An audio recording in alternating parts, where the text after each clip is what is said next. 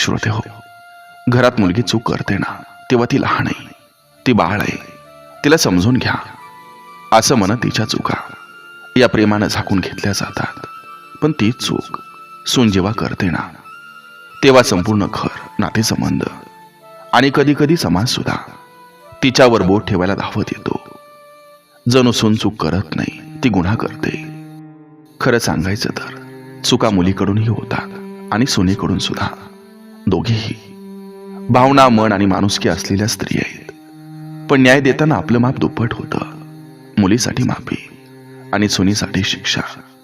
मुलगी पडली तर तिला हात देणारी 10 जण मिळतात, पण जर सून पडली तर पहिलं कोण दोष देतं? तीच घरातील लोक. श्रोते हो, किती विचित्र आहे ना, ज्याने तिला घरात आणलं, आयुष्यभरासाठी नातं जोडलं, त्यानेच तिच्या छोट्याशा चुकाचं पर्वत बनवायला ही सुरुवात केली. खरं तर सोनी ही कोणाच्या तरी घरची मुलगीच असते. ती आत येते ना, तेव्हा जरी भीती, जरा संकोच, जरा अपेक्षा आणि जरा स्वप्न घेऊन येत असते.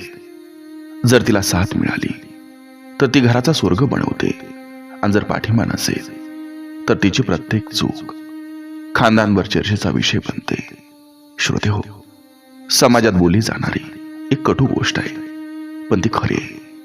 मुलीच्या चुका लपवल्या जातात आणि सुनीच्या चुकांवर पूर्ण खानदान ठासा मारत राहतो. हे सत्य बोलायचं असेल तर घरात न्यायाची सुरुवात करावी लागेल.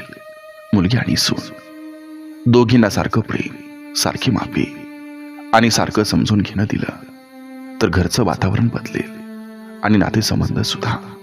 श्रोते हो, सुनीची चूक मोठी असते म्हणून नाही, तर आपण तिच्या चुकांना मोठं करतो म्हणून.